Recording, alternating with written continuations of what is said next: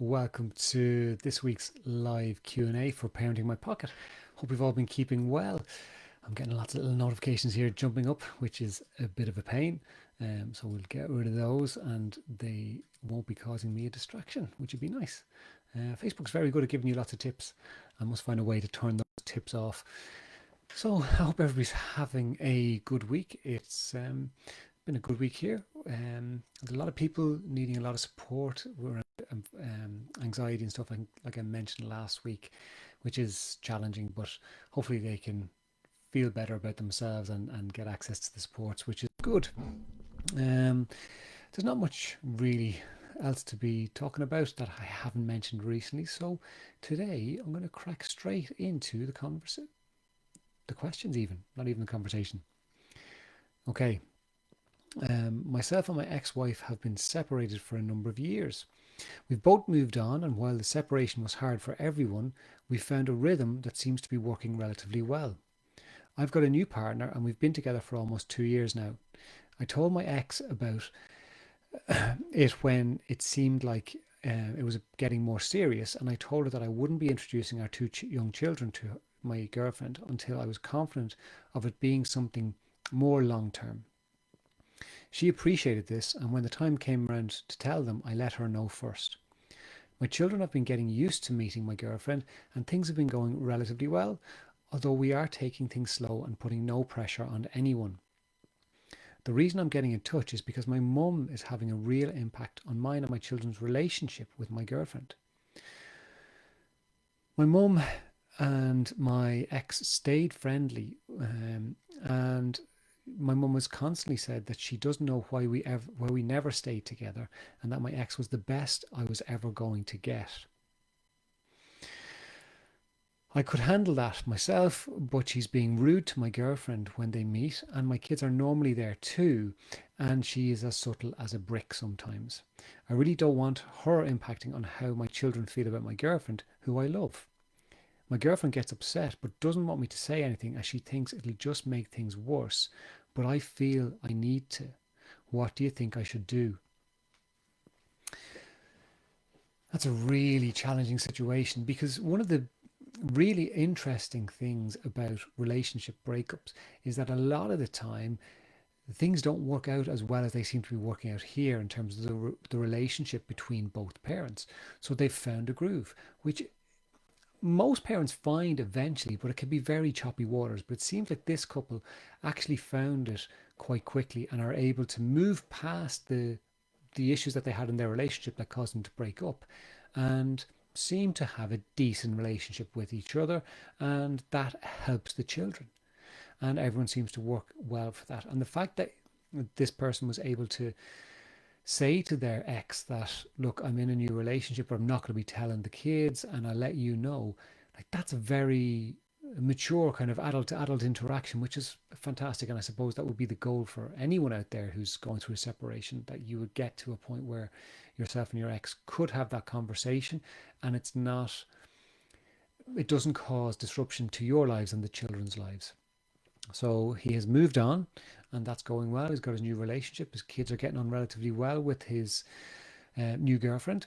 And well, she's not new now. She's been around for a couple of years, so she's a big part of it. But the mother-in-law. And okay, I know I looked up there when I read out the part that his mother said that his ex-wife was the best he was ever going to get. There's probably some underlying issues there that are related to the mum, and he can handle this. This is fine, but it's not okay for her to be rude to his girlfriend. And I completely understand that she doesn't want him to say anything, because this could be a potential future mother-in-law, and if things are, hard enough as it is, the last thing she needs is another spanner in the works, where none of us know what way anyone will take that. So if he turns around to his mum and says, stop, you can't do this, she may double down and be twice as rude to the girlfriend. And I understand his point of view, where he's saying, look, this can't go on. And he's absolutely right. That's the crux of this. This behavior from your mum cannot go on. Okay? Yes, she's a grandmother. Yes, she's your mother. But you're entitled to your life, and you're entitled to have a relationship with someone that you love, whether your mother likes them or not. And it is not okay for her to put this person down, because what she's doing is she's actually showing her grandchildren that she can be quite judgmental.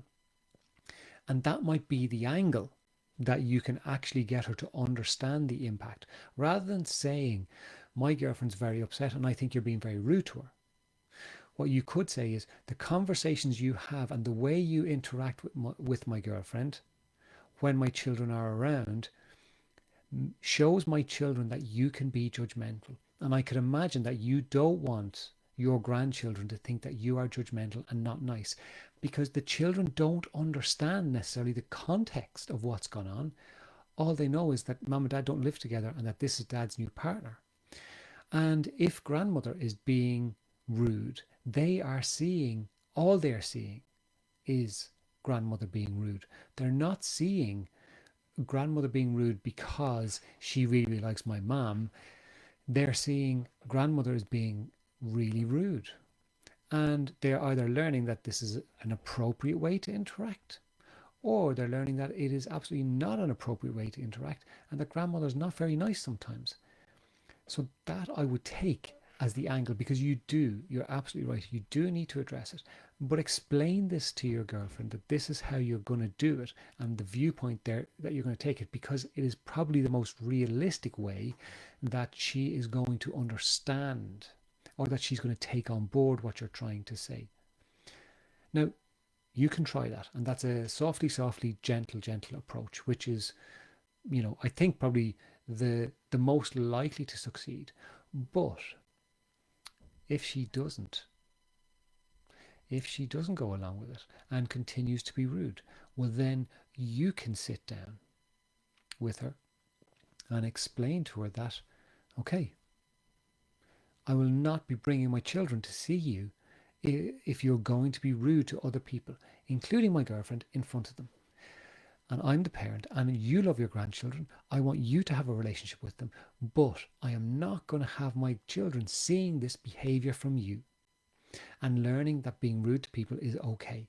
So either you start treating my girlfriend, or anybody else for that matter, when my children are around, actually not even when my children are around, you start treating them with respect and not being rude to her, or I will restrict the amount of time that my children are with you, because I can't trust that you're not going to say things to them that could upset them, that could influence how they feel about my girlfriend when she has done nothing wrong to them. And it is not okay for you to behave this way. Now, people will say, Jesus, I don't know if I could have that conversation with my parents or with my mum. Let's take the mum aspect out of this. If it was somebody else, if it was anybody else, if it was a friend, if it was a sibling, if it was a cousin, if it was a stranger, would you allow them to speak to your girlfriend in a way that put her down? I would suspect that no, you probably wouldn't allow that to happen. And it's just because of the mum aspect. And your mum is your mum, and you love her, I've no doubt, and she's done the best that she can for you, and you've got your relationship with her. But she is just a person at the end, and it is not okay for her to treat people like that. What gives her the right to treat any person, including your girlfriend, rudely? She has no right. It's not okay. So I would suggest you sit down with your girlfriend and say, look, I'm going to approach it from the kids' angle. I'm not going to be putting you in the center of it, and you're not going to be involved in this, okay? And then you do that. See how that works out. And then if it's not working, then you let her know. As long as you are willing to follow through on not allowing her to see the grandchildren as much. Okay? That's the other thing. There's no point in making an idle threat that she'll go, yeah, that's not going to happen. And then it doesn't happen. So you have to decide if that's what you're willing to do. And then you go from there. And if you need to follow through on it, that's what you need to follow through on. And let's break it down. It's essentially like looking like or interacting with a child in some ways, where you have to put the boundary in place and then follow through with the consequence if they don't stick to the boundary. But your girlfriend doesn't deserve this. You don't deserve this. Your children don't deserve this. And your mum has to learn to just get over it and get on with it, because It's your relationship. It's your relationship. She has no right to say anything about anybody unless she knows something horrible about your girlfriend, which she probably doesn't by the sounds of it. So that's the way I'd go with it. Okay. I hope it works out for you. It's quite tough. Hi, Maria. Good to see you. I'm keeping well, thank you. I hope you've been keeping good. Yes, Liverpool um, playing tonight. Hopefully, they will win. It'll be fantastic. I'll be very happy. Okay, second question. My son is 5 and is about to become a big brother for the first time. Isn't that fantastic? He was really worried about us not having enough time for him. We've tried to reassure him, but he still doesn't seem to it still doesn't seem to settle him in the long term. Have you any ideas on how we can help him cope with the new arrival just a little better? Yes. So he's 5 years of age. He's old enough now to know there's a baby coming. That baby might be getting a lot of attention, and I've just had 5 solid years of being the main man around this house. I can understand why he's a little bit worried. Um, so look, you can't, he has to go through the emotions, right? He has to find a way to deal with the emotions. And what you can do though is put some things in place that might help him through that, and we'll get into those now in a second. But his journey is his journey, and for all of us it's the hardest part. It's hard when our children are upset. It's hard when our children are sad. It's hard when our children, can't necessarily express what's going on or understand what's going on in their own heads. So if he is upset, maybe it's okay for him to deal with it because he learns that I can be upset and I can overcome it. So that's what helps build resilience. But in terms of some of the little things you can start to do, maybe you and he can, once a week or once a month or once a fortnight, go out and, go for a walk together, go get some ice cream, go for dinner together, go spend some time where it's just you and him, or it's just him and his dad, where the baby comes along. And look, the baby's going to take up a lot of your time because you're the mum. That's completely understandable. And you may be restricted in what you can do because you may be feeding the child and yourself, and that may impact on whether you can go for dinner with your child, but maybe dad can go for dinner with them. And it's not about separating. You guys will all come back together, but this is just in the initial part. So you're doing the reassuring. So keep doing the reassuring. We love you so much. And your little brother or sister is going to love you so much. And this is going to be a lot of fun, right? And it's not going to change our relationship with you. It's not going to change our love for you. We just have an extra person in here who we all get to love and have fun with. Okay, so you can do that reassurance. You can start now let's spend some time together. So whether it's you or your partner or whatever, and we do it once a month. We go to the park, whatever. And that's going to stay. And you tell your son, look, this is going to stay. This is your special time with us, or with mum, or with dad, where, the baby is going to be with the other person. And that's really, really positive. Then you can look at bringing home, the old gift from the new child to the old child, to the older child. You can do that as well. That's something that works really, really well. He's going to have the hump at some stage. He's going to, he might become a bit, messy at times because he's frustrated, because he can't have your attention, or he might look for that attention in ways that you don't want. But you'll deal with that if and when it occurs. And that's where you can start to have a conversation with your partner or whoever else is going to help you take care of the kids and say, okay, these are the boundaries, right? So there's a chance that he might look for attention in ways that we don't want him to. So this is the boundary. He is not allowed drag out of me, drag out of the baby, whatever. He is not allowed this, this, and this. And these are the consequences that we know will have an impact on him. And we both know that if the consequence needs to go in place, this is the consequence to put in place, and everybody's clear. And you don't have to tell him this yet, right? You don't have to tell him it at all, really, unless, it occurs. But you guys will have thought it through as best as you can. and made a bit of a plan of the boundary and the consequence, and this is what we'll do. And that way you're giving yourselves the best chance of knowing when things could be very busy with the baby and you're scrambling around your head going, what was that? What was that we were meant to say or meant to do?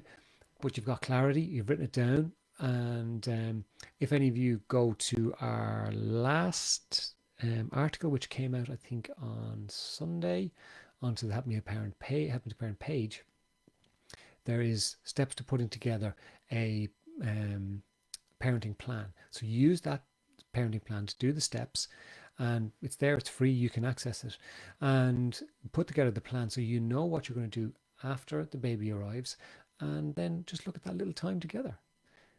And then he has to learn to live with it, because that's just the way it is.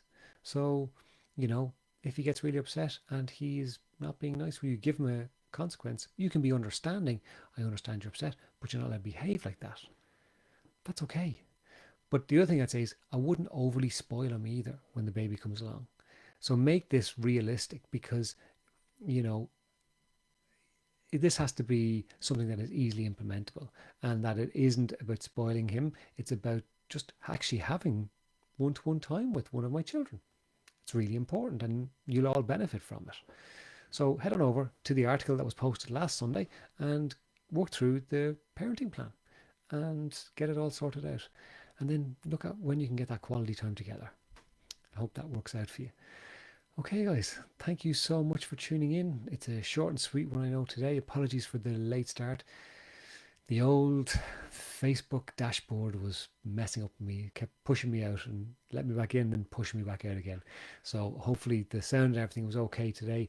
And I will chat to you next time. Look after yourselves. See you later.